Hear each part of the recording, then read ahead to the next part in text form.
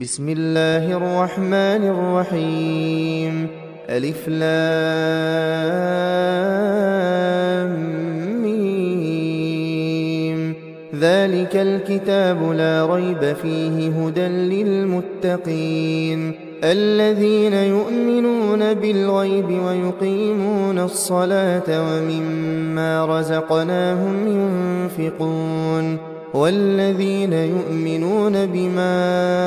أنزل إليك وما أنزل من قبلك وبالآخرة هم يوقنون أولئك على هدى من ربهم وأولئك هم المفلحون.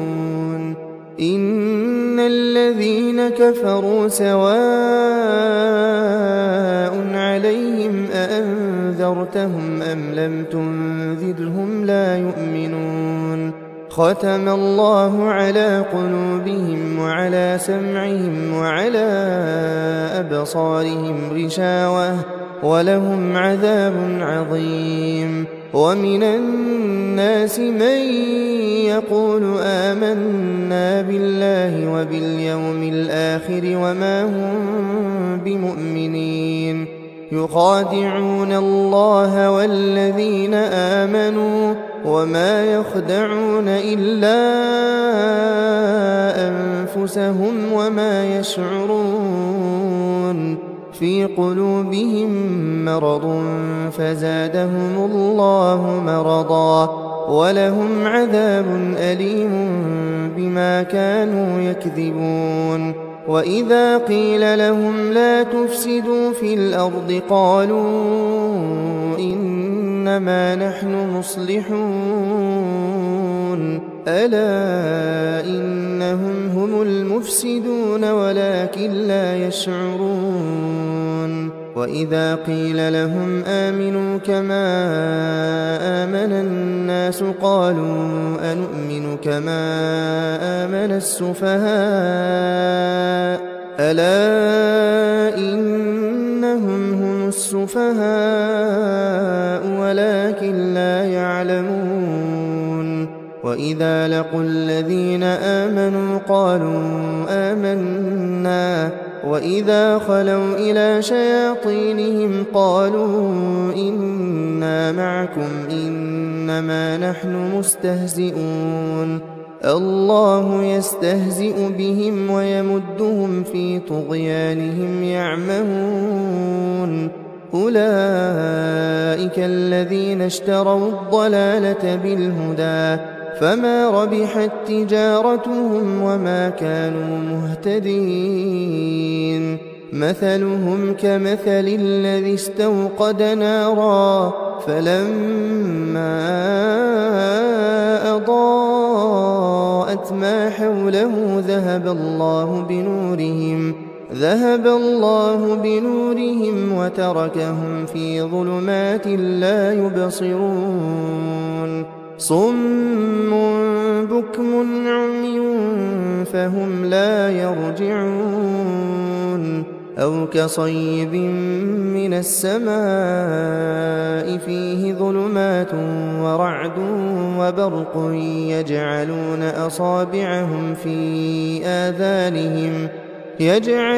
أصابعهم في آذانهم من الصواعق حذر الموت والله محيط بالكافرين. يكاد البرق يخطف أبصارهم كلما أضاء لهم مشوا فيه وإذا أظلم عليهم قاموا ولو شاء الله لذهب بسمعهم وأبصارهم إن الله على كل شيء قدير. يا أيها الناس اعبدوا ربكم الذي خلقكم والذين من قبلكم لعلكم تتقون. الذي جعل لكم الأرض فراشا والسماء بناء وأنزل من السماء ماء فأخرج به من الثمرات رزقا لكم فلا تجعلوا لله أندادا وأنتم تعلمون وإن كنتم في ريب مما نزلنا على عبدنا فأتوا بسورة من مثله وادعوا شهداءكم من دون الله إن كنتم صادقين فإن لم تفعلوا ولن تفعلوا فاتقوا النار التي وقودها الناس والحجارة أعدت للكافرين وبشر الذين آمنوا وعملوا الصالحات أن لهم جنات تجري من تحتها الأنهار كلما رزقوا منها من ثمرة رزقا قالوا هذا الذي رزقنا من قبل وأتوا به متشابها ولهم فيها أزواج مطهرة وهم فيها خالدون إن الله لا يستحيي أن يضرب مثلا ما بعوضة فما فوقها فأما الذين آمنوا فيعلمون أنه الحق من ربهم وأما الذين كفروا فيقولون ماذا أراد الله بهذا مثلا يضل به كثيرا ويهدي به كثيرا وما يضل به إلا الفاسقين الذين ينقضون عهد الله من بعد ميثاقه ويقطعون ما أمر الله به أن يوصل ويفسدون في الأرض أولئك هم الخاسرون كيف تكفرون بالله وكنتم أمواتا فأحياكم ثم يميتكم ثم يحييكم ثم إليه ترجعون هو الذي خلق لكم ما في الأرض جميعا ثم استوى إلى السماء فسواهن 7 سماوات وهو بكل شيء عليم وإذ قال ربك للملائكة إني جاعل في الأرض خليفة قالوا أتجعل فيها من يفسد فيها ويسفك الدماء ونحن نسبح بحمدك ونقدس لك قال إني أعلم ما لا تعلمون وعلم آدم الأسماء كلها ثم عرضهم على الملائكة فقال أنبئوني بأسماء هؤلاء إن كنتم صادقين قالوا سبحانك لا علم لنا إلا ما علمتنا إنك أنت العليم الحكيم قال يا آدم أنبئهم بأسمائهم فلما أنبأهم بأسمائهم قال ألم أقل لكم إني أعلم غيب السماوات والأرض وأعلم ما تبدون وما كنتم تكتمون وإذ قلنا للملائكة اسجدوا لآدم فسجدوا إلا إبليس أبى واستكبر وكان من الكافرين وقلنا يا آدم اسكن أنت وزوجك الجنة وكلا منها رغدا حيث شئتما ولا تقربا هذه الشجرة فتكونا من الظالمين فأزلهما الشيطان عنها فأخرجهما مما كانا فيه وقلنا اهبطوا بعضكم لبعض عدو ولكم في الأرض مستقر ومتاع إلى حين فتلقى آدم من ربه كلمات فتاب عليه إنه هو التواب الرحيم قلنا اهبطوا منها جميعا فإما يأتينكم مني هدى فمن تبع هداي فلا خوف عليهم ولا هم يحزنون والذين كفروا وكذبوا بآياتنا أولئك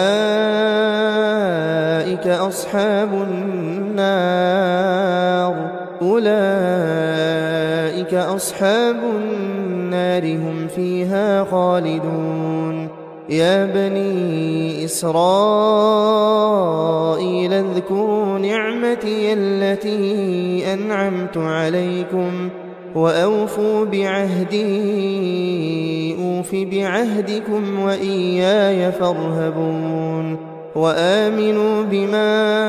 أنزلت مصدقا لما معكم ولا تكونوا أول كافر به ولا تشتروا بآياتي ثمنا قليلا وإياي فاتقون ولا تلبسوا الحق بالباطل وتكتموا الحق وأنتم تعلمون وأقيموا الصلاة وآتوا الزكاة واركعوا مع الراكعين أتأمرون الناس بالبر وتنسون أنفسكم وأنتم تتلون الكتاب أفلا تعقلون واستعينوا بالصبر والصلاة وإنها لكبيرة إلا على الخاشعين الذين يظنون أنهم ملاقو ربهم وأنهم إليه راجعون يا بني إسرائيل اذكروا نعمتي التي أنعمت عليكم وأني فضلتكم على العالمين واتقوا يوما لا تجزي نفس عن نفس شيئا ولا يقبل منها شفاعة ولا يؤخذ منها عدل ولا هم ينصرون وإذ نجيناكم من آل فرعون يسومونكم سوء العذاب يذبحون أبناءكم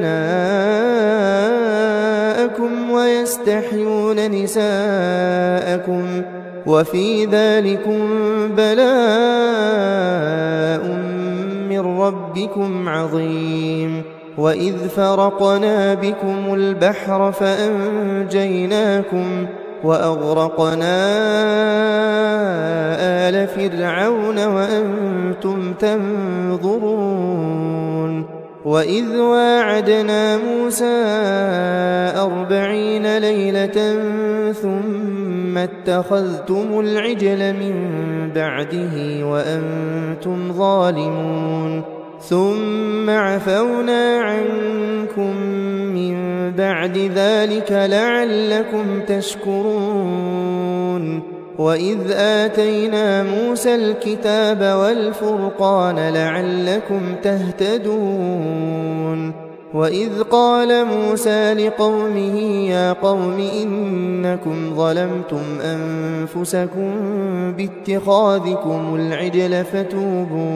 فتوبوا إلى بارئكم فاقتلوا أنفسكم ذلكم خير لكم عند بارئكم فتاب عليكم إنه هو التواب الرحيم وإذ قلتم يا موسى لن نؤمن لك حتى نرى الله جهرة فأخذتكم الصاعقة وأنتم تنظرون ثم بعثناكم من بعد موتكم لعلكم تشكرون وظللنا عليكم الغمام وأنزلنا عليكم المن والسلوى كلوا من طيبات ما رزقناكم وما ظلمونا ولكن كانوا أنفسهم يظلمون وإذ قلنا ادخلوا هذه القرية فكلوا منها حيث شئتم رغدا وادخلوا الباب سجدا وقولوا حطة نغفر لكم خطاياكم وسنزيد المحسنين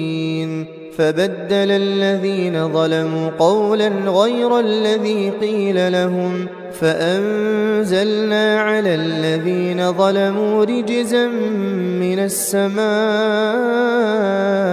بما كانوا يفسقون وإذ استسقى موسى لقومه فقلنا اضرب بعصاك الحجر فانفجرت منه 12 عينا قد علم كل أناس مشربهم كلوا واشربوا من رزق الله ولا تعثوا في الأرض مفسدين وإذ قلتم يا موسى لن نصبر على طعام واحد فادع لنا ربك يخرج لنا مما تنبت الأرض من بقلها وقثائها وفومها وعدسها وبصلها قال أتستبدلون الذي هو أدنى بالذي هو خير اهبطوا مصرا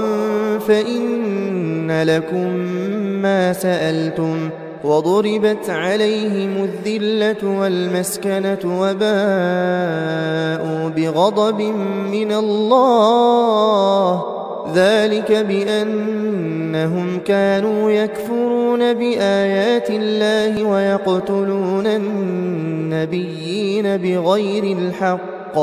ذلك بما عصوا وكانوا يعتدون إن الذين آمنوا والذين هادوا والنصارى والصابئين من آمن بالله واليوم الآخر وعمل صالحا فلهم أجرهم عند ربهم ولا خوف عليهم ولا هم يحزنون وإذ أخذنا ميثاقكم ورفعنا فوقكم الطور خذوا ما آتيناكم بقوة واذكروا ما فيه لعلكم تتقون ثم توليتم من بعد ذلك فلولا فضل الله عليكم ورحمته لكنتم من الخاسرين ولقد علمتم الذين اعتدوا منكم في السبت فقلنا لهم كونوا قردة خاسئين فجعلناها نكالا لما بين يديها وما خلفها وموعظة للمتقين وإذ قال موسى لقومه إن الله يأمركم أن تذبحوا بقرة قالوا أتتخذنا هزوا قال أعوذ بالله أن أكون من الجاهلين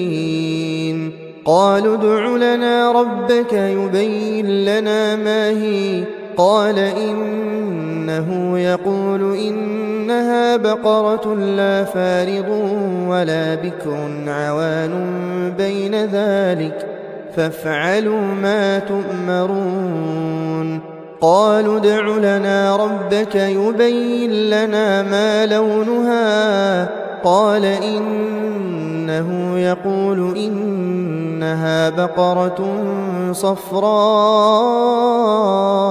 فاقع لونها تسر الناظرين قالوا ادع لنا ربك يبين لنا ما هي إن البقرة شابه علينا وإنا إن شاء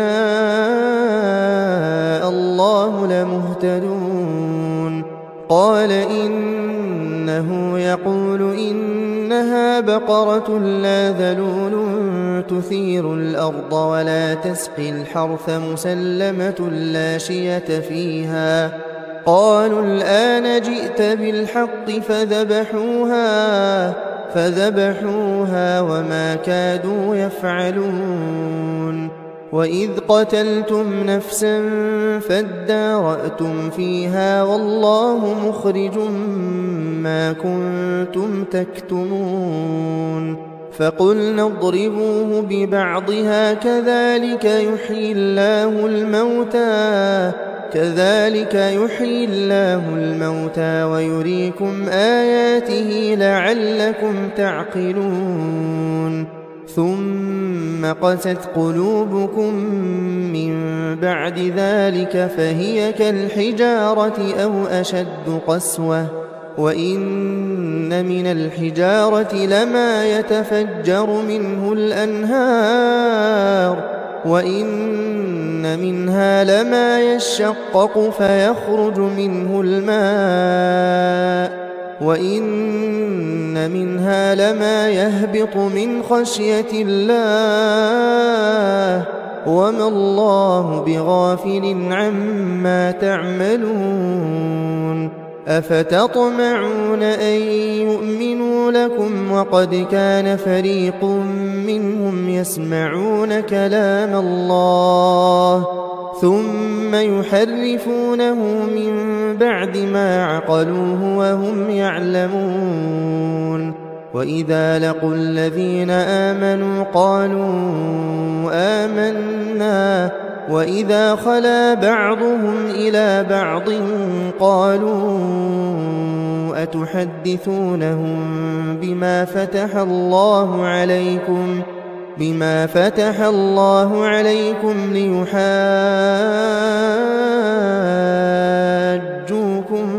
به عند ربكم أفلا تعقلون أولا يعلمون أن الله يعلم ما يسرون وما يعلنون ومنهم أميون لا يعلمون الكتاب إلا أماني وإن هم إلا يظنون فويل للذين يكتبون الكتاب بأيديهم ثم يقولون هذا من عند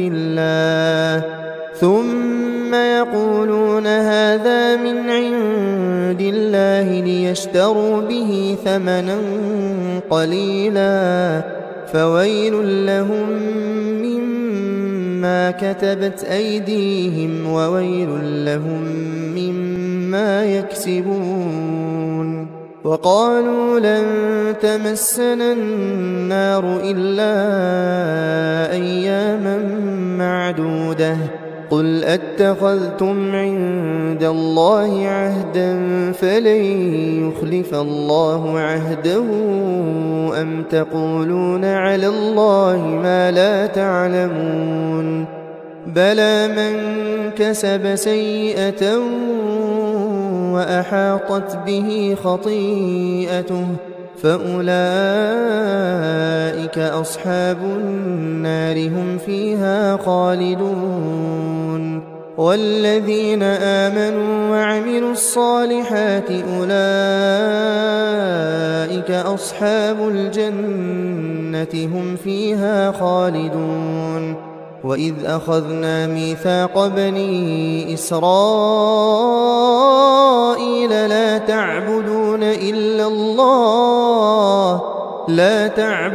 إلا الله وبالوالدين إحسانا وذي القربى واليتامى والمساكين وقولوا للناس حسنا وأقيموا الصلاة وآتوا الزكاة ثم توليتم إلا قليلا منكم وأنتم معرضون. وإذ أخذنا ميثاقكم لا تسفكون دماءكم ولا تخرجون أنفسكم من دياركم ثم أقررتم وأنتم تشهدون ثم أنتم هؤلاء تقتلون أنفسكم وتخرجون فريقا منكم من ديارهم تظاهرون عليهم بالإثم والعدوان وإن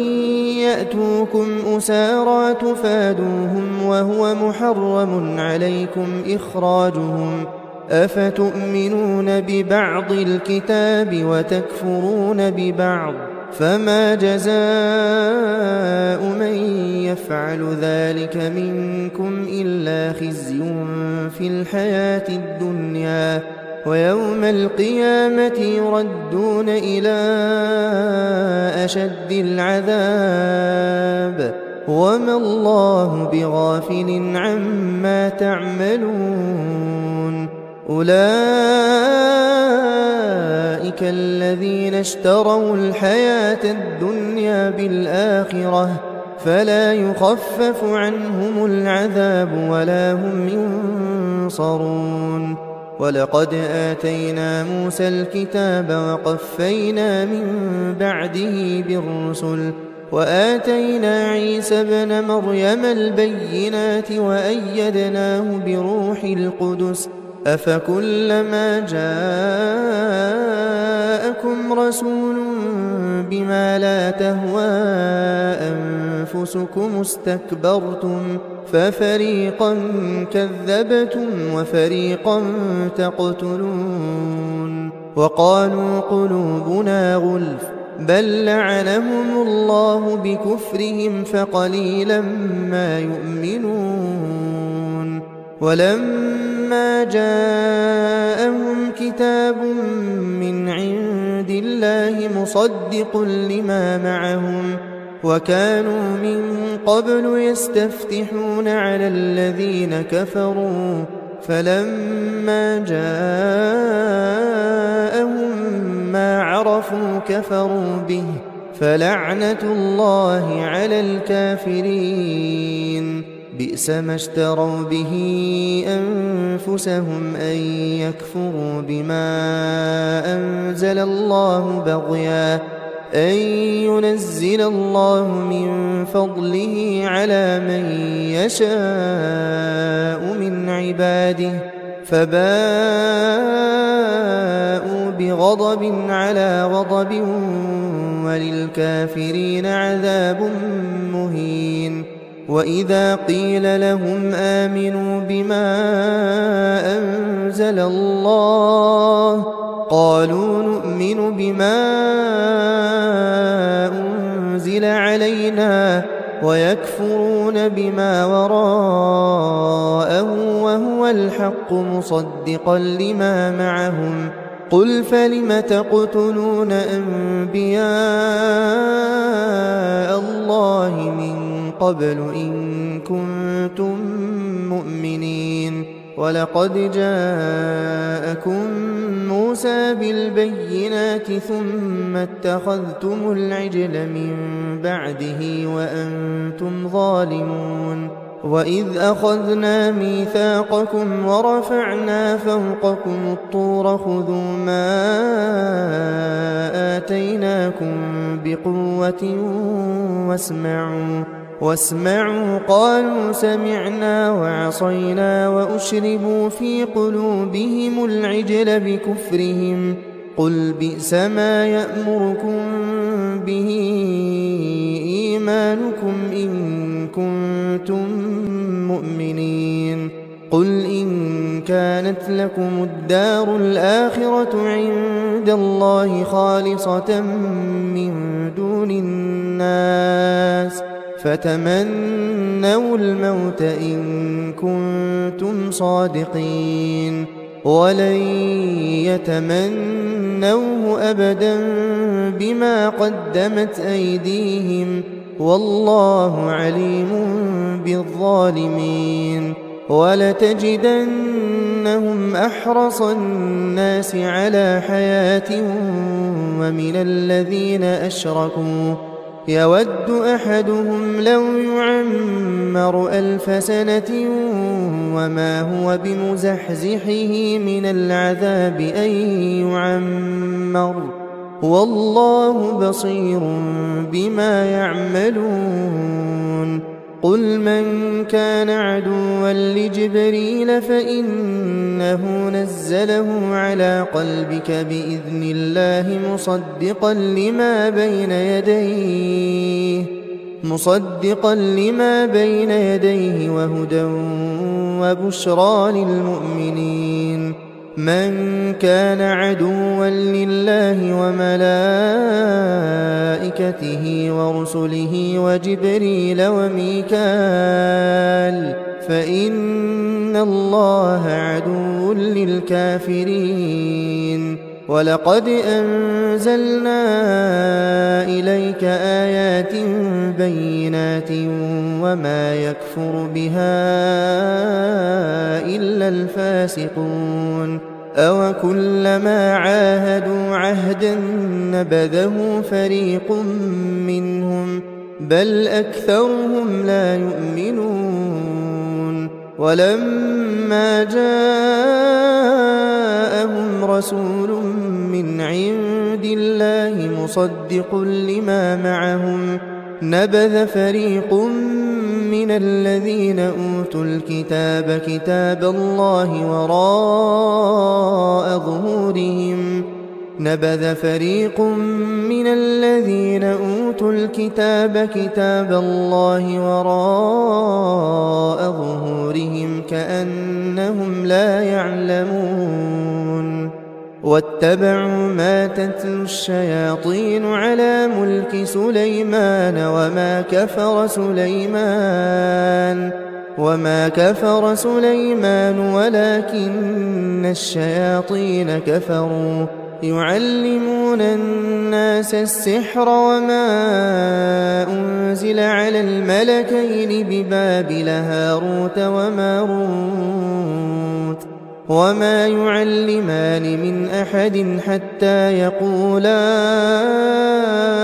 إنما نحن فتنة فلا تكفر فيتعلمون منهما ما يفرقون به بين المرء وزوجه وما هم بضارين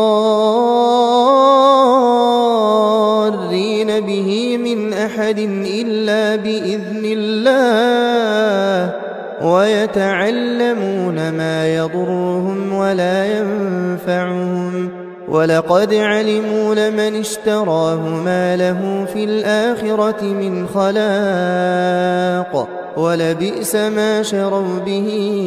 أنفسهم لو كانوا يعلمون ولو أنهم آمنوا واتقوا لمثوبة من عند الله خير لو كانوا يعلمون يا أيها الذين آمنوا لا تقولوا راعنا وقولوا انظرنا واسمعوا وللكافرين عذاب أليم ما يود الذين كفروا من أهل الكتاب ولا المشركين أن ينزل عليكم من خير من ربكم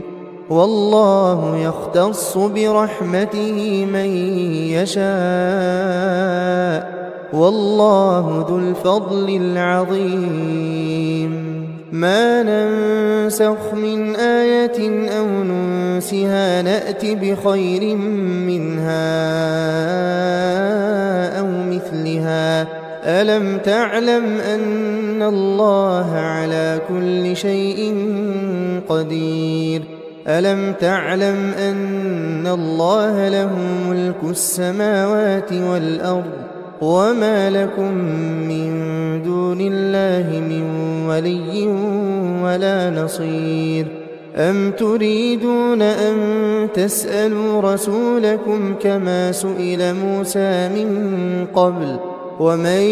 يتبدل الكفر بالإيمان فقد ضل سواء السبيل ود كثير من أهل الكتاب لو يردونكم من بعد إيمانكم كفارا حسدا من عند أنفسهم من بعد ما تبين لهم الحق فاعفوا واصفحوا حتى يأتي الله بأمره إن الله على كل شيء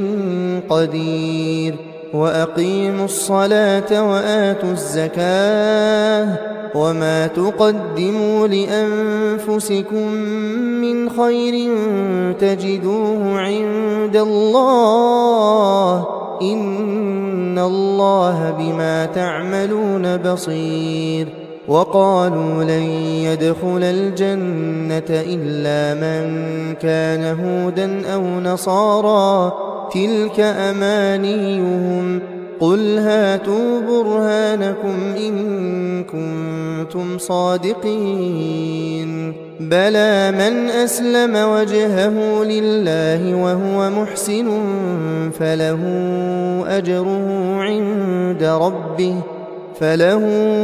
أجره عند ربه ولا خوف عليهم ولا هم يحزنون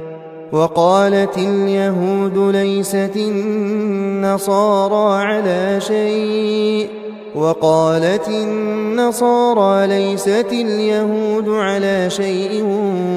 وهم يتلون الكتاب كذلك قال الذين لا يعلمون مثل قولهم فالله يحكم بينهم يوم القيامة فيما كانوا فيه يختلفون ومن أظلم ممن منع مساجد الله أن يذكر فيها اسمه وسعى في خرابها أولئك ما كان لهم أن يدخلوها إلا خائفين لهم في الدنيا خزي ولهم في الآخرة عذاب عظيم ولله المشرق والمغرب فأينما تولوا فثم وجه الله إن الله واسع عليم وقالوا اتخذ الله ولدا سبحانه بل له ما في السماوات والأرض كل له قانتون بديع السماوات والأرض وإذا قضى أمرا فإنما يقول له كن فيكون وقال الذين لا يعلمون لولا يكلمنا الله أو تأتينا آية كذلك قال الذين من قبلهم مثل قولهم تشابهت قلوبهم قد بينا الآيات لقوم يوقنون إنا أرسلناك بالحق بشيرا ونذيرا ولا تسأل عن أصحاب الجحيم ولن ترضى عنك اليهود ولا النصارى حتى تتبع ملتهم قل إن هدى الله هو الهدى ولئن اتبعت أهواءهم بعد الذي جاءك من العلم ما لك من الله من ولي ولا نصير الذين آتيناهم الكتاب يتلونه حق تلاوته أولئك يؤمنون به ومن يكفر به فأولئك هم الخاسرون يا بني إسرائيل اذكروا نعمتي التي أنعمت عليكم وأني فضلتكم على العالمين واتقوا يوما لا تجزي نفس عن نفس شيئا ولا يقبل منها عدل ولا تنفعها شفاعة ولا هم ينصرون وإذ ابتلى إبراهيم ربه بكلمات فأتمهن قال إني جاعلك للناس إماما قال ومن ذريتي قال لا ينال عهد الظالمين وإذ جعلنا البيت مثابة للناس وأمنا واتخذوا من مقام إبراهيم مصلى وعهدنا إلى إبراهيم وإسماعيل أن طهرا بيتي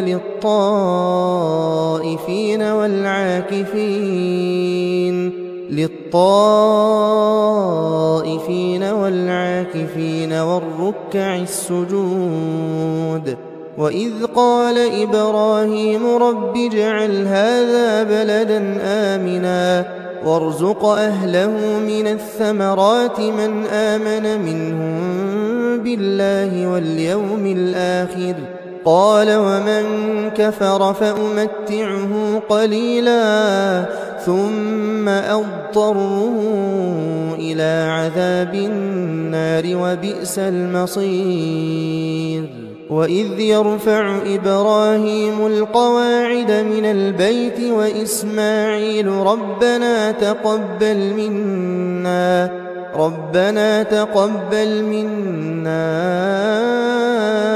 إنك أنت السميع العليم ربنا واجعلنا مسلمين لك ومن ذريتنا أمة مسلمة لك وأرنا مناسكنا وتب علينا إنك أنت التواب الرحيم ربنا وابعث فيهم رسولا منهم يتلو عليهم آياتك ويعلمهم الكتاب والحكمة ويزكيهم إنك أنت العزيز الحكيم ومن يرغب عن ملة إبراهيم إلا من سفه نفسه ولقد اصطفيناه في الدنيا وإنه في الآخرة لمن الصالحين إذ قال له ربه أسلم قال أسلمت لرب العالمين ووصى بها إبراهيم بنيه ويعقوب يا بني إن الله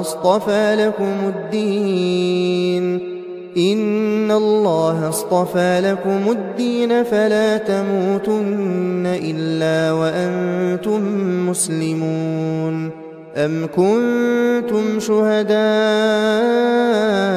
إذ حضر يعقوب الموت إذ قال لبنيه ما تعبدون من بعدي قالوا نعبد إلهك وإله آبائك إبراهيم وإسماعيل وإسحاق إلها واحدا ونحن له مسلمون تلك أمة قد خلت لها ما كسبت ولكم ما كسبتم ولا تسألون عما كانوا يعملون وقالوا كونوا هودا أو نصارى تهتدوا قل بل ملة إبراهيم حنيفا وما كان من المشركين قولوا آمنا بالله وما أنزل إلينا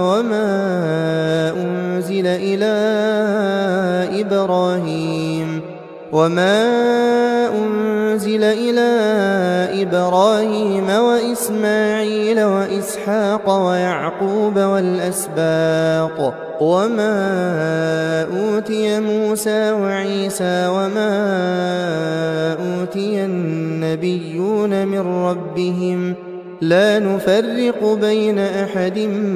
منهم ونحن له مسلمون فإن آمنوا بمثل ما آمنتم به فقد اهتدوا وإن تولوا فإنما هم في شقاق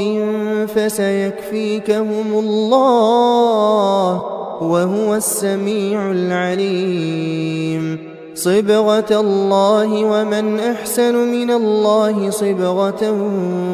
ونحن له عابدون قل أتحاجوننا في الله وهو ربنا وربكم ولنا أعمالنا ولكم أعمالكم ونحن له مخلصون أم تقولون إن إبراهيم وإسماعيل وإسحاق ويعقوب والأسباط كانوا هودا أو نصارى قل أأنتم أعلم أم الله ومن أظلم ممن كتم شهادة عنده من الله وما الله بغافل عما تعملون تلك أمة قد خلت لها ما كسبت ولكم ما كسبتم ولا تسألون عما كانوا يعملون سيقول السفهاء من الناس ما ولاهم عن قبلتهم التي كانوا عليها قل لله المشرق والمغرب يهدي من يشاء إلى صراط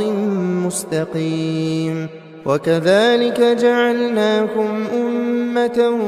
وسطا لتكونوا شهداء على الناس ويكون الرسول عليكم شهيدا وما جعلنا القبلة التي كنت عليها إلا لنعلم من يتبع الرسول ممن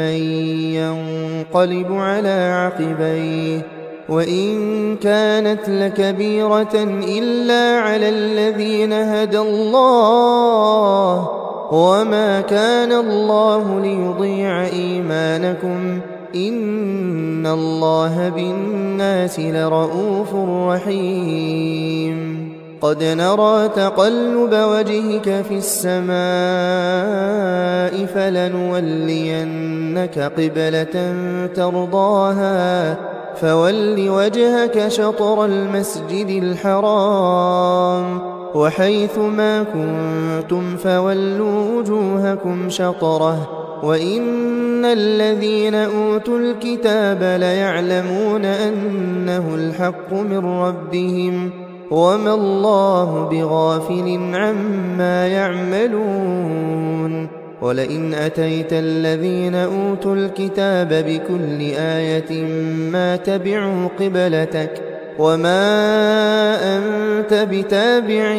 قبلتهم وما بعضهم بتابع قبلة بعض ولئن اتبعت أهواءهم من بعد ما جاءك من العلم إنك إذا لمن الظالمين الذين آتيناهم الكتاب يعرفونه كما يعرفون أبناءهم وإن فريقا منهم ليكتمون الحق وهم يعلمون الحق من ربك فلا تكونن من الممترين ولكل وجهة هو موليها فاستبقوا الخيرات أينما تكونوا يأت بكم الله جميعا إن الله على كل شيء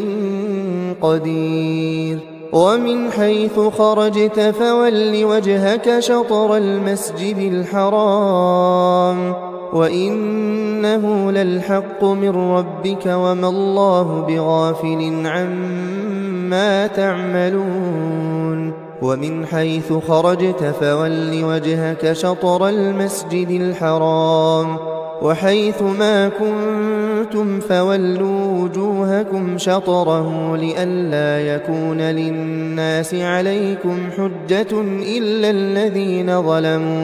إلا الذين ظلموا منهم فلا تخشوهم واخشوني ولأتم نعمتي عليكم ولعلكم تهتدون كما أرسلنا فيكم رسولا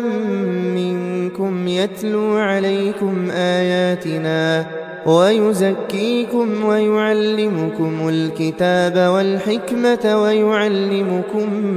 ما لم تكونوا تعلمون فاذكروني أذكركم واشكروا لي ولا تكفرون يا أيها الذين آمنوا استعينوا بالصبر والصلاة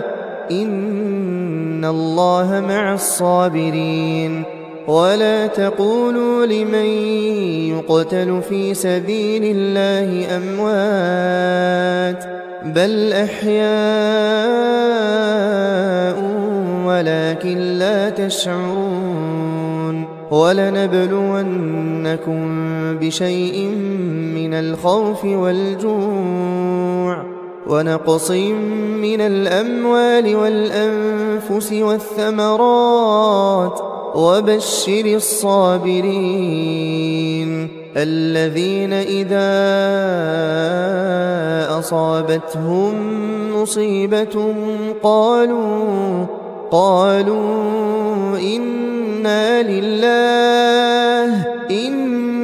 إنا لله وإنا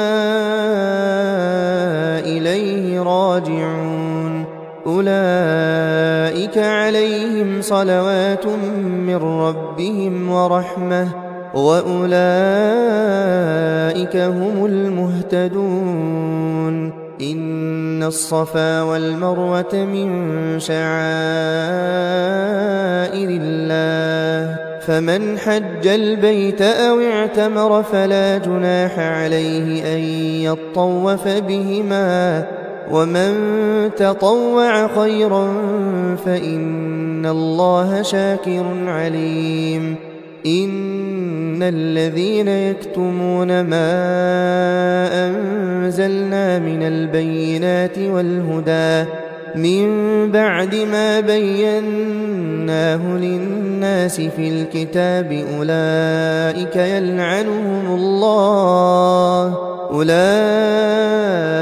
يلعنهم الله ويلعنهم اللاعنون إلا الذين تابوا وأصلحوا وبينوا فأولئك أتوب عليهم وأنا التواب الرحيم إن الذين كفروا وماتوا وهم كفار أولئك عليهم لعنة الله والملائكة والناس أجمعين خالدين فيها لا يخفف عنهم العذاب ولا هم ينظرون وإلهكم إله واحد لا إله إلا هو الرحمن الرحيم إن في خلق السماوات والأرض واختلاف الليل والنهار والفلك التي تجري في البحر بما ينفع الناس وما أنزل الله من السماء من ماء فأحيا به الأرض بعد موتها وبث فيها من كل دابة وتصريف الرياح والسحاب المسخر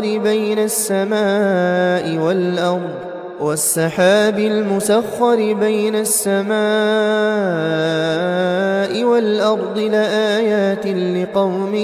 يعقلون ومن الناس من يتخذ من دون الله أندادا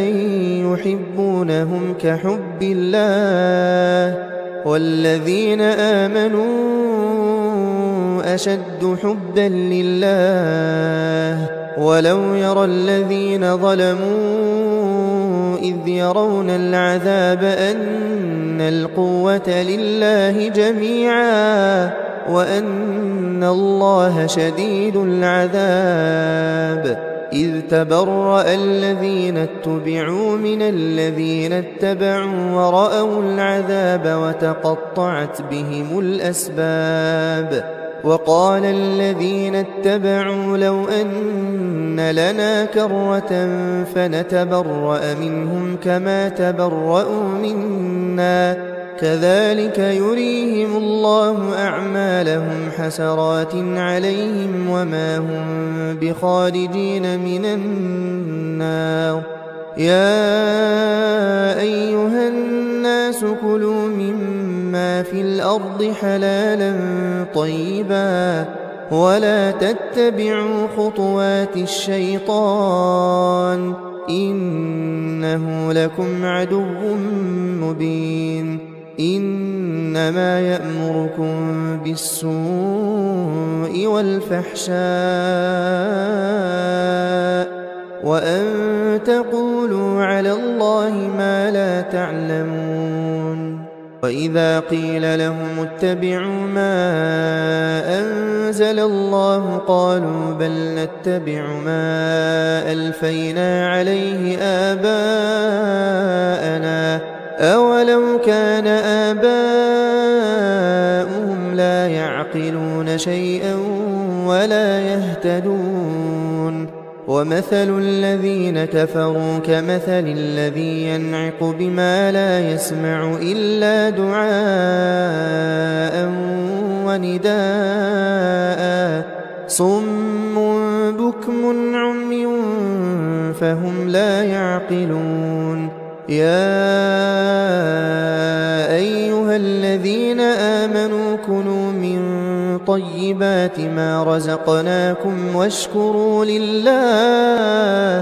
واشكروا لله إن كنتم إياه تعبدون إنما حرم عليكم الميتة والدم ولحم الخنزير وما أهل به لغير الله فمن اضطر غير باغ ولا عاد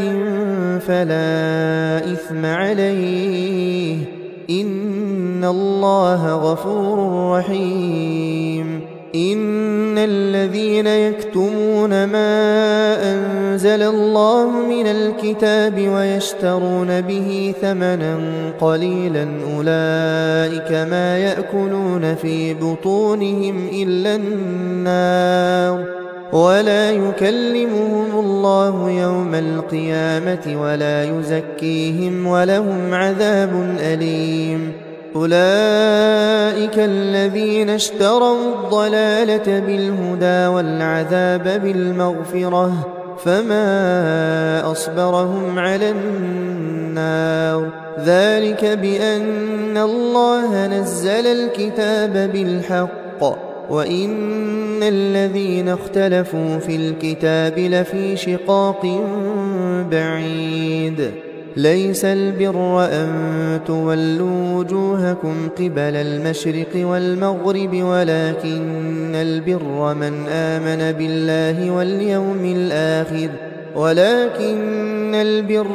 آمن بالله واليوم الآخر والملائكة والكتاب والنبيين وآتى المال على حبه ذوي القربى واليتامى والمساكين وابن السبيل والسائلين وفي الرقاب وأقام الصلاة وآتى الزكاة والموفون بعهدهم إذا عاهدوا والصابرين في البأساء والضراء وحين البأس أولئك الذين صدقوا وأولئك هم المتقون يا أيها الذين آمنوا كتب عليكم القصاص في القتلى الحر بالحر والعبد بالعبد والأنثى بالأنثى فمن عفي له من أخيه شيء فاتباع بالمعروف وأداء إليه بإحسان ذلك تخفيف من ربكم ورحمة فمن اعتدى بعد ذلك فله عذاب أليم ولكم في القصاص حياة يا أولي الألباب لعلكم تتقون كتب عليكم إذا حضر أحدكم الموت إن ترك خيرا الوصية للوالدين والأقربين بالمعروف حقا على المتقين فمن بدله بعدما سمعه فإنما إثمه على الذين يبدلونه إن الله سميع عليم فمن خاف من موص جنفا أو إثما فأصلح بينهم فلا إثم عليه إن الله غفور رحيم يا أيها الذين آمنوا كتب عليكم الصيام كما كتب على الذين من قبلكم لعلكم تتقون أياما معدودات فمن كان منكم مريضا أو على سفر فعدة من أيام أخر وعلى الذين يطيقونه فدية طعام مسكين فمن تطوع خيرا فهو خير له وأن تصوموا خير لكم إن كنتم تعلمون شهر رمضان الذي أنزل فيه القرآن هدى للناس وبينات من الهدى والفرقان فمن شهد منكم الشهر فليصمه ومن كان مريضا أو على سفر فعدة من أيام أخر يريد الله بكم اليسر ولا يريد بكم العسر ولتكملوا العدة ولتكبروا الله على ما هداكم ولعلكم تشكرون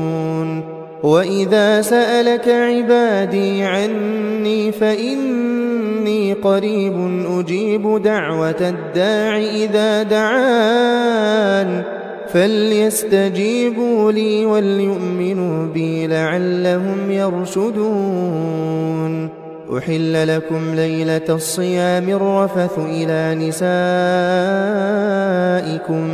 هن لباس لكم وأنتم لباس لهن علم الله أنكم كنتم تختانون أنفسكم فتاب عليكم وعفى عنكم فالآن باشروهن وابتغوا ما كتب الله لكم وكلوا واشربوا حتى يتبين لكم الخيط الأبيض من الخيط الأسود من الفجر ثم أتموا الصيام إلى الليل ولا تباشروهن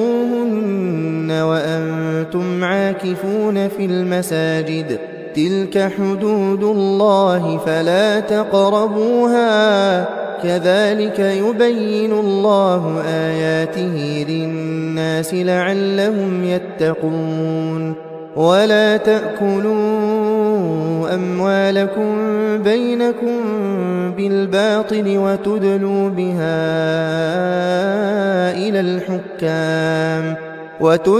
بها إلى الحكام لتأكلوا فريقا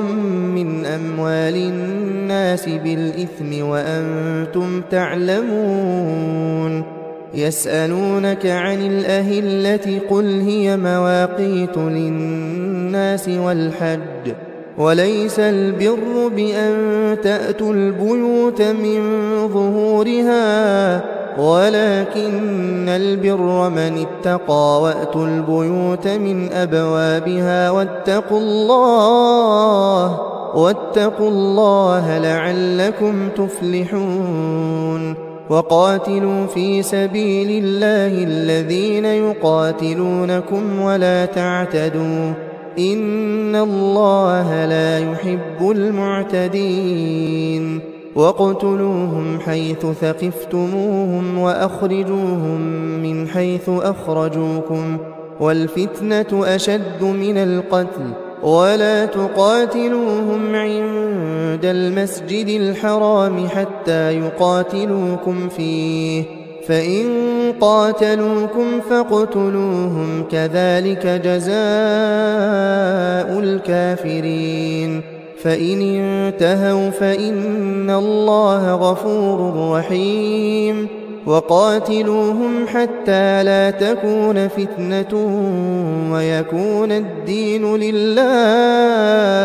فإن انتهوا فلا عدوان إلا على الظالمين الشهر الحرام بالشهر الحرام والحرمات قصاص فمن اعتدى عليكم فاعتدوا عليه بمثل ما اعتدى عليكم واتقوا الله واعلموا أن الله مع المتقين وأنفقوا في سبيل الله ولا تلقوا بأيديكم إلى التهلكة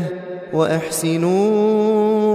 إن الله يحب المحسنين وأتموا الحج والعمرة لله فإن أحصرتم فما استيسر من الهدي ولا تحلقوا رؤوسكم حتى يبلغ الهدي محله فمن كان منكم مريضا أو به أذى من رأسه ففدية من صيام أو صدقة أو نسك فإذا أمنتم فمن تمتع بالعمرة إلى الحج فما استيسر من الهدي فمن لم يجد فصيام 3 أيام في الحج و7 إذا رجعتم تلك 10 كاملة ذلك لمن لم يكن أهله حاضر المسجد الحرام واتقوا الله واعلموا أن الله شديد العقاب الحج أشهر معلومات فمن فرض فيهن الحج فلا رفث ولا فسوق ولا جدال في الحج وما تفعلوا من خير يعلمه الله وتزودوا فإن خير الزاد التقوى واتقون يا أولي الألباب. ليس عليكم جناح أن تبتغوا فضلا من ربكم، فإذا أفضتم من عرفات فاذكروا الله عند المشعر الحرام، واذكروه كما هداكم وإن كنتم من قبله لمن الضالين.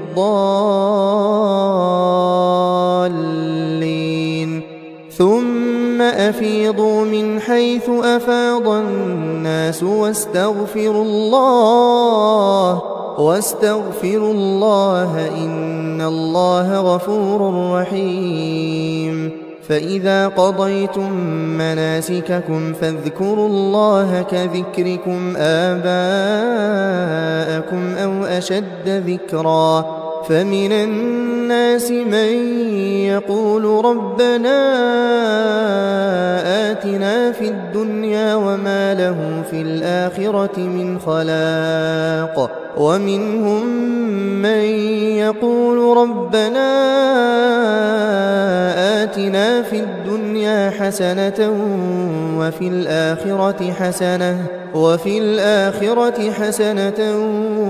وقنا عذاب النار. أولئك لهم نصيب مما كسبوا والله سريع الحساب. واذكروا الله في أيام معدودات، فمن تعجل في يومين فلا إثم عليه، ومن تأخر فلا إثم عليه لمن اتقى. واتقوا الله واعلموا أنكم إليه تحشرون. ومن الناس من يعجبك قوله في الحياة الدنيا ويشهد الله على ما في قلبه وهو ألد الخصام. وإذا تولى سعى في الأرض ليفسد فيها ويهلك الحرث والنسل والله لا يحب الفساد. وإذا قيل له اتق الله أخذته العزة بالإثم فحسبه جهنم ولبئس المهاد. ومن الناس من يشري نفسه ابتغاء مرضات الله والله رؤوف بالعباد. يا أيها الذين آمنوا ادخلوا في السلم كافة ولا تتبعوا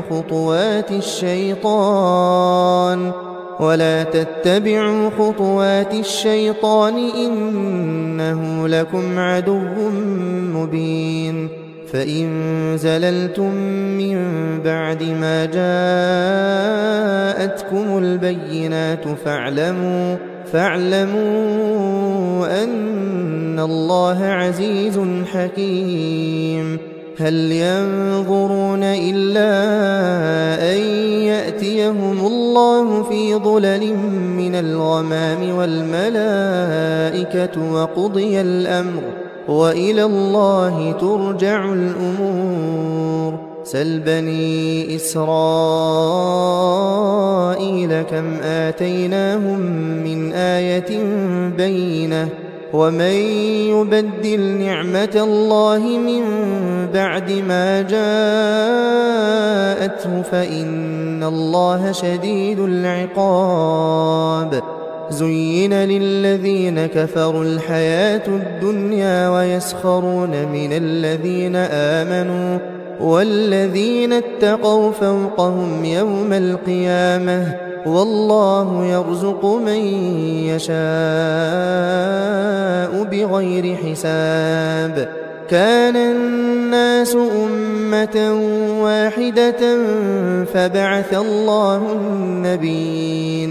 فبعث الله النبيين مبشرين ومنذرين وأنزل معهم الكتاب بالحق وأنزل معهم الكتاب بالحق ليحكم بين الناس فيما اختلفوا فيه وما اختلف فيه إلا الذين أوتوه من بعد ما جاءتهم البينات بغيا بينهم فهدى الله الذين آمنوا لما اختلفوا فيه من الحق بإذنه والله يهدي من يشاء إلى صراط مستقيم أم حسبتم أن تدخلوا الجنة ولما يأتكم مثل الذين خلوا من قبلكم مستهم البأساء والضراء وزلزلوا حتى يقول الرسول والذين آمنوا معه متى نصر الله ألا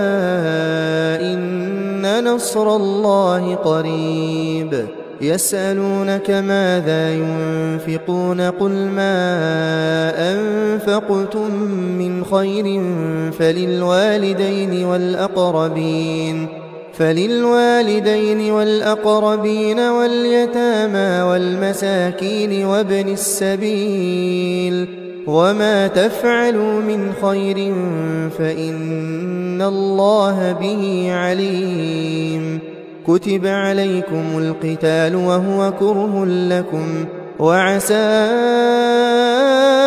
أن تكرهوا شيئا وهو خير لكم وعسى أن تحبوا شيئا وهو شر لكم والله يعلم وأنتم لا تعلمون يسألونك عن الشهر الحرام قتال فيه قل قتال فيه كبير وصد عن سبيل الله وكفر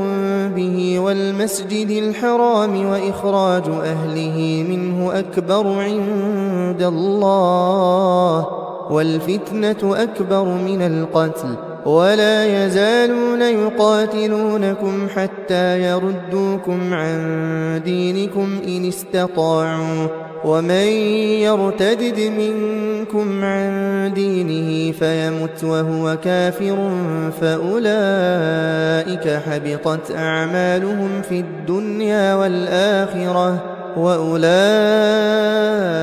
أصحاب النار هم فيها خالدون إن الذين آمنوا والذين هاجروا وجاهدوا في سبيل الله أولئك يرجون رحمة الله والله غفور رحيم يسألونك عن الخمر والميسر قل فيهما إثم كبير ومنافع للناس وإثمهما أكبر من نفعهما ويسألونك ماذا ينفقون قل العفو كذلك يبين الله لكم الآيات لعلكم تتفكرون في الدنيا والآخرة ويسألونك عن اليتامى قل إصلاح لهم خير وإن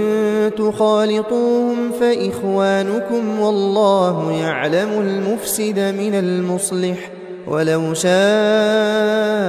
الله لأعنتكم إن الله عزيز حكيم ولا تنكحوا المشركات حتى يؤمن ولأمة مؤمنة خير من مشركة ولو أعجبتكم ولا تنكحوا المشركين حتى يؤمنوا ولعبد مؤمن خير من مشرك ولو أعجبكم أولئك يدعون إلى النار والله يدعو إلى الجنة والمغفرة بإذنه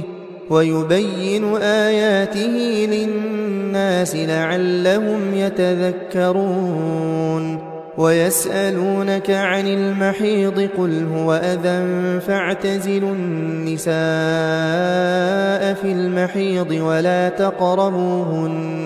ولا تقربوهن حتى يطهرن فإذا تطهرن فأتوهن من حيث أمركم الله إن الله يحب التوابين ويحب المتطهرين نساؤكم حرث لكم فأتوا حرثكم أنى شئتم وقدموا لأنفسكم واتقوا الله واعلموا أنكم ملاقوه وبشر المؤمنين ولا تجعلوا الله عرضة لأيمانكم أن تبروا وتتقوا وتصلحوا بين الناس والله سميع عليم لا يؤاخذكم الله باللغو في أيمانكم ولكن يؤاخذكم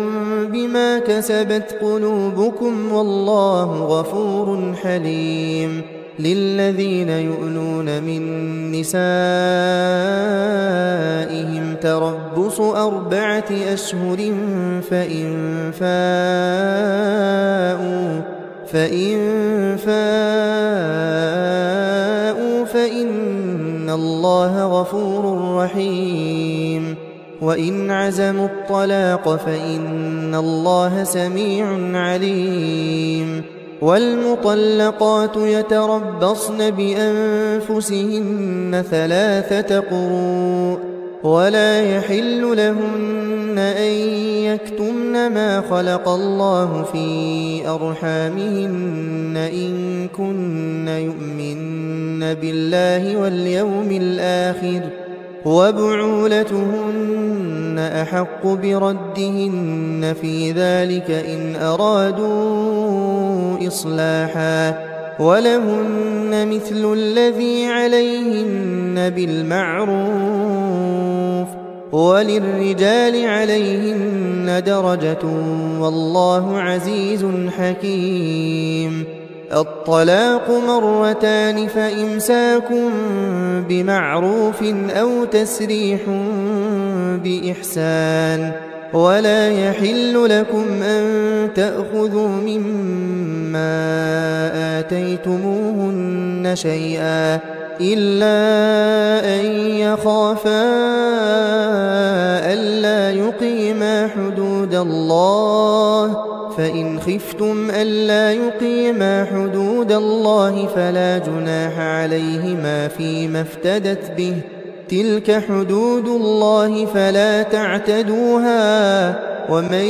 يتعد حدود الله فأولئك هم الظالمون فإن طلقها فلا تحل له من بعد حتى تنكح زوجا غيره فإن طلقها فلا جناح عليهما أن يتراجعا إن ظنا أن يقيما حدود الله وتلك حدود الله يبينها لقوم يعلمون وإذا طلقتم النساء فبلغن أجلهن فأمسكوهن بمعروف أو سرحوهن بمعروف ولا تمسكوهن ضرارا لتعتدوا ومن يفعل ذلك فقد ظلم نفسه ولا تتخذوا آيات الله هزوا واذكروا نعمة الله عليكم وما أنزل عليكم من الكتاب والحكمة يعظكم به واتقوا الله واعلموا أن الله بكل شيء عليم وإذا طلقتم النساء فبلغن أجلهن فلا تعضلوهن أن ينكحن أزواجهن إذا تراضوا بينهم بالمعروف، ذلك يوعظ به من كان منكم يؤمن بالله واليوم الآخر، ذلكم أزكى لكم وأطهر، والله يعلم وأنتم لا تعلمون. والوالدات يرضعن أولادهن حولين كاملين لمن أراد أن يتم الرضاعة، وعلى المولود له رزقهن وكسوتهن بالمعروف، لا تكلف نفس إلا وسعها، لا تضار والدة بولدها ولا مولود له بولده، وعلى الوارث مثل ذلك، فإن أرادا فصالا عن تراض منهما وتشاور فلا جناح عليهما. وإن أردتم أن تسترضعوا أولادكم فلا جناح عليكم إذا سلمتم ما آتيتم بالمعروف، واتقوا الله واعلموا أن الله بما تعملون بصير. والذين يتوفون منكم ويذرون أزواجا يتربصن بأنفسهن 4 أشهر وعشرا، فإذا بلغن أجلهن فلا جناح عليكم فيما فعلن في أنفسهن بالمعروف، والله بما تعملون خبير. ولا جناح عليكم فيما عرضتم به من خطبة النساء أو أكننتم في أنفسكم، علم الله أنكم ستذكرونهن ولكن لا تواعدوهن سرا إلا أن تقولوا قولا معروفا، ولا تعزموا عقدة النكاح حتى يبلغ الكتاب أجله، واعلموا أن الله يعلم ما في أنفسكم فاحذروه، واعلموا أن الله غفور حليم. لا جناح عليكم إن طلقتم النساء ما لم تمسوهن أو تفرضوا لهن فريضة، ومتعوهن على الموسع قدره وعلى المقتر قدره متاعا بالمعروف حقا على المحسنين. وإن طلقتموهن من قبل أن تمسوهن وقد فرضتم لهن فريضة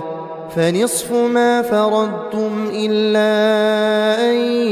يعفون أو يعفو الذي بيده عقدة النكاح، وأن تعفوا أقرب للتقوى، ولا تنسوا الفضل بينكم، إن الله بما تعملون بصير. حافظوا على الصلوات والصلاة الوسطى وقوموا لله قانتين، فإن خفتم فرجالا أو ركبانا، فإذا أمنتم فاذكروا الله كما علمكم ما لم تكونوا تعلمون. والذين يتوفون منكم ويذرون أزواجا وصية لأزواجهم متاعا إلى الحول غير إخراج، فإن خرجن فلا جناح عليكم فيما فعلن في أنفسهن من معروف، والله عزيز حكيم. وللمطلقات متاع بالمعروف حقا على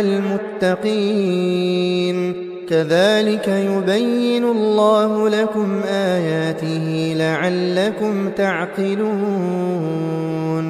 ألم تر إلى الذين خرجوا من ديارهم وهم ألوف حذر الموت فقال لهم الله موتوا ثم أحياهم إن الله لذو فضل على الناس ولكن أكثر الناس لا يشكرون وقاتلوا في سبيل الله واعلموا أن الله سميع عليم من ذا الذي يقرض الله قرضا حسنا فيضاعفه له أضعافا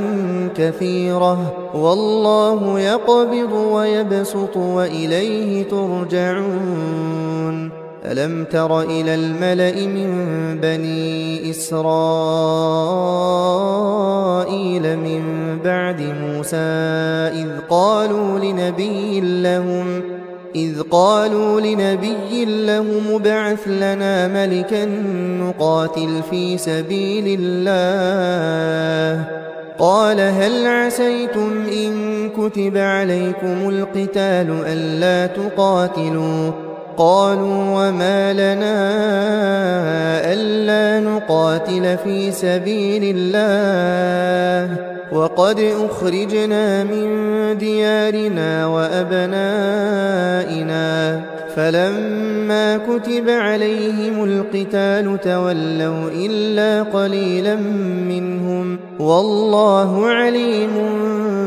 بالظالمين وقال لهم نبيهم إن الله قد بعث لكم طالوت ملكا قالوا أنى يكون له الملك علينا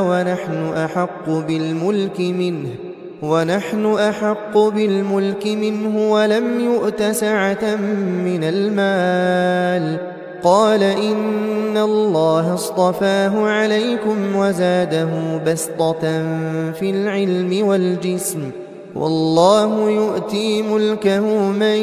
يشاء والله واسع عليم وقال لهم نبيهم إن آية ملكه أن يأتيكم التابوت فيه سكينة من ربكم وبقية مما ترك آل موسى وآل هارون تحمله الملائكة إن في ذلك لآية لكم إن كنتم مؤمنين فلما فصل طالوت بالجنود قال إن الله مبتليكم بنهر فمن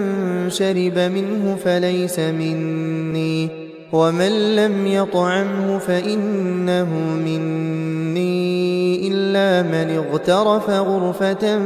بيده فشربوا منه إلا قليلا منهم فلما جاوزه هو والذين آمنوا معه قالوا لا طاقة لنا اليوم بجالوت وجنوده قال الذين يظنون أنهم ملاقو الله كم من فئة قليلة غلبت فئة كثيرة بإذن الله والله مع الصابرين ولما برزوا لجالوت وجنوده قالوا ربنا أفرغ علينا صبرا وثبت أقدامنا وانصرنا على القوم الكافرين فهزموهم بإذن الله وقتل داود جالوت وآتاه الله الملك والحكمة وعلمه مما يشاء ولولا دفع الله الناس بعضهم ببعض لفسدت الأرض ولكن الله ذو فضل على العالمين. تلك آيات الله نتلوها عليك بالحق وإنك لمن المرسلين. تلك الرسل فضلنا بعضهم على بعض منهم من كلم الله ورفع بعضهم درجات وآتينا عيسى ابن مريم البينات وأيدناه بروح القدس ولو شاء الله ما اقتتل الذين من بعدهم من بعد ما جاءتهم البينات ولكن اختلفوا فمنهم من آمن ومنهم من كفر ولو شاء الله ما اقتتلوا ولكن الله يفعل ما يريد. يا أيها الذين آمنوا أنفقوا مما رزقناكم من قبل أن يأتي يوم لا بيع فيه ولا خلة ولا شفاعة والكافرون هم الظالمون. الله لا إله إلا هو الحي القيوم لا تأخذه سنة ولا نوم له ما في السماوات وما في الأرض من ذا الذي يشفع عنده إلا بإذنه يعلم ما بين أيديهم وما خلفهم ولا يحيطون بشيء من علمه إلا بما شاء وسع كرسيه السماوات والأرض ولا يؤوده حفظهما وهو العلي العظيم. لا إكراه في الدين قد تبين الرشد من الغي فمن يكفر بالطاغوت ويؤمن بالله فقد استمسك بالعروة الوثقى لا انفصام لها والله سميع عليم. الله ولي الذين آمنوا يخرجهم من الظلمات إلى النور والذين كفروا أولياؤهم الطاغوت يخرجونهم من النور إلى الظلمات أولئك أصحاب النار هم فيها خالدون. ألم تر إلى الذي حاج إبراهيم في ربه أن آتاه الله الملك إذ قال إبراهيم ربي الذي يحيي ويميت قال أنا أحيي وأميت قال إبراهيم فإن الله يأتي بالشمس من المشرق فأت بها من المغرب فبهت الذي كفر والله لا يهدي القوم الظالمين.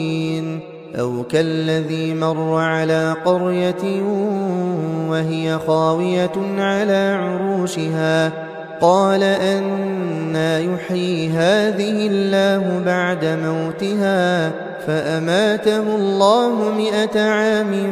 ثم بعثه قال كم لبثت قال لبثت يوما أو بعض يوم قال بل لبثت 100 عام فانظر إلى طعامك وشرابك لم يتسنه وانظر إلى حمارك ولنجعلك آية للناس وانظر إلى العظام كيف ننشزها ثم نكسوها لحما فلما تبين له قال أعلم أن الله على كل شيء قدير. وإذ قال إبراهيم رب أرني كيف تحيي الموتى قال أولم تؤمن قال بلى ولكن ليطمئن قلبي قال فخذ 4 من الطير فصرهن إليك ثم اجعل على كل جبل منهن جزءا ثم ادعهن يأتينك سعيا واعلم أن الله عزيز حكيم مثل الذين ينفقون أموالهم في سبيل الله كمثل حبة أنبتت 7 سنابل في كل سنبلة 100 حبة والله يضاعف لمن يشاء والله واسع عليم الذين ينفقون أموالهم في سبيل الله ثم لا يتبعون ما أنفقوا منا ولا أذى لهم أجرهم عند ربهم ولا خوف عليهم ولا هم يحزنون قول معروف ومغفرة خير من صدقة يتبعها أذى والله غني حليم يا أيها الذين آمنوا لا تبطلوا صدقاتكم بالمن والأذى كالذي ينفق ماله رئاء الناس ولا يؤمن بالله واليوم الآخر فمثله كمثل صفوان عليه تراب فأصابه وابل فتركه صلدا لا يقدرون على شيء مما كسبوا والله لا يهدي القوم الكافرين ومثل الذين ينفقون أموالهم ابتغاء مرضات الله وتثبيتا من أنفسهم كمثل جنة بربوة أصابها وابل فآتت أكلها ضعفين فإن لم يصبها وابل فطل والله بما تعملون بصير أيود أحدكم أن تكون له جنة من نخيل وأعناب تجري من تحتها الأنهار له فيها من كل الثمرات وأصابه الكبر وله ذرية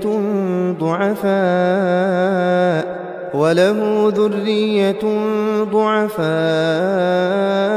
فأصابها إعصار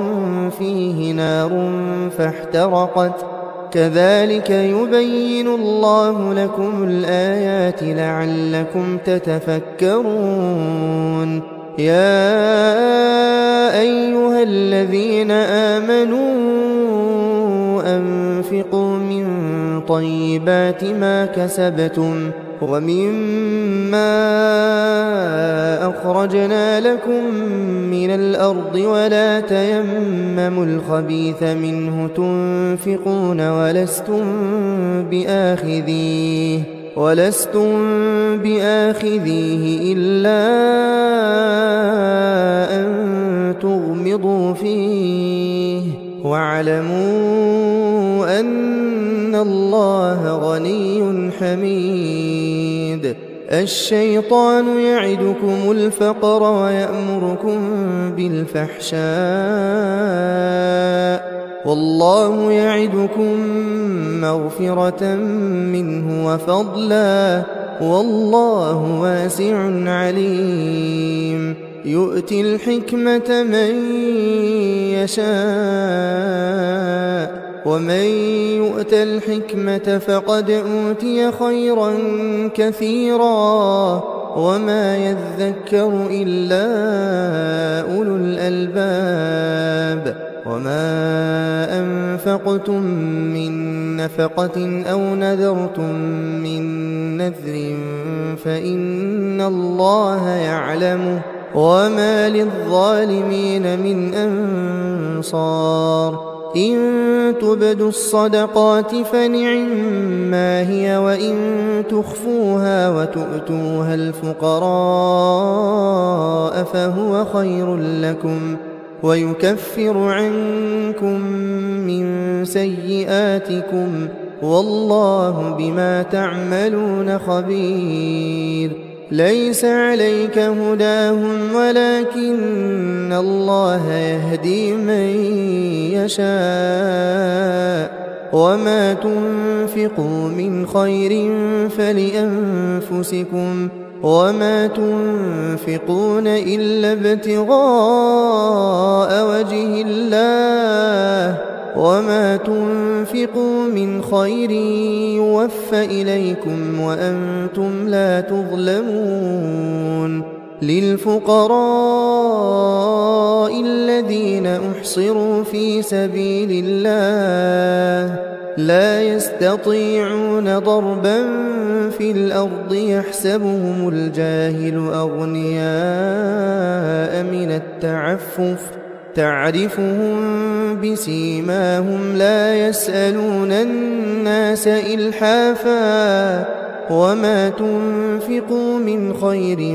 فإن الله به عليم الذين ينفقون أموالهم بالليل والنهار سرا وعلانية فلهم أجرهم عند ربهم ولا خوف عليهم ولا هم يحزنون الذين يأكلون الربا لا يقومون إلا كما يقوم الذي يتخبطه الشيطان من المس ذلك بأنهم قالوا إنما البيع مثل الربا وأحل الله البيع وحرم الربا فمن جاءه موعظة من ربه فانتهى فله ما سلف وأمره إلى الله ومن عاد فأولئك أصحاب النار هم فيها خالدون يمحق الله الربا ويربي الصدقات والله لا يحب كل كفار أثيم إن الذين آمنوا وعملوا الصالحات وأقاموا الصلاة وآتوا الزكاة لهم أجرهم عند ربهم ولا خوف عليهم ولا هم يحزنون يا أيها الذين آمنوا اتقوا الله وذروا ما بقي من الربا إن كنتم مؤمنين فإن لم تفعلوا فأذنوا بحرب من الله ورسوله وإن تبتم فلكم رؤوس أموالكم لا تظلمون ولا تظلمون وإن كان ذو عسرة فنظرة إلى ميسرة وأن تصدقوا خير لكم إن كنتم تعلمون واتقوا يوما ترجعون فيه إلى الله ثم توفى كل نفس ما كسبت وهم لا يظلمون يا أيها الذين آمنوا إذا تداينتم بدين إلى أجل مسمى فاكتبوه وليكتب بينكم كاتب بالعدل ولا يأب كاتب أن يكتب كما علمه الله فليكتب وليملل الذي عليه الحق وليتق الله ربه ولا يبخس منه شيئا فإن كان الذي عليه الحق سفيها أو ضعيفا أو لا يستطيع أن يمل هو فليملل وليه بالعدل واستشهدوا شهيدين من رجالكم فإن لم يكونا رجلين فرجل وامرأتان ممن ترضون من الشهداء أن تضل إحداهما فتذكر إحداهما الأخرى ولا يأبى الشهداء إذا ما دعوا ولا تسأموا أن تكتبوه صغيرا أو كبيرا إلى أجله ذلكم أقسط عند الله وأقوم للشهادة وأدنى ألا ترتابوا إلا أن تكون تجارة حاضرة تديرونها بينكم فليس عليكم جناح ألا تكتبوها وأشهدوا إذا تبايعتم ولا يضار كاتب ولا شهيد وإن تفعلوا فإنه فسوق بكم واتقوا الله ويعلمكم الله والله بكل شيء عليم وإن كنتم على سفر ولم تجدوا كاتبا فرهان مقبوضة فإن أمن بعضكم بعضا فليؤدي الذي اؤتمن أمانته وليتق الله ربه ولا تكتموا الشهادة ومن يكتمها فإنه آثم قلبه والله بما تعملون عليم لله ما في السماوات وما في الأرض وإن تبدوا ما في أنفسكم أو تخفوه يحاسبكم به الله فيغفر لمن يشاء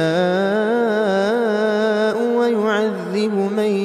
يشاء والله على كل شيء قدير آمن الرسول بما أنزل إليه من ربه والمؤمنون كل آمن بالله وملائكته وكتبه ورسله لا نفرق بين أحد من رسله وقالوا سمعنا وأطعنا غفرانك ربنا وإليك المصير لا يكلف الله نفسا إلا وسعها لها ما كسبت وعليها ما اكتسبت ربنا لا تؤاخذنا إن نسينا أو أخطأنا ربنا ولا تحمل علينا إصرا كما حملته على الذين من قبلنا ربنا ولا تحملنا ما لا طاقة لنا به واعف عنا واغفر لنا وارحمنا أنت مولانا فانصرنا على القوم الكافرين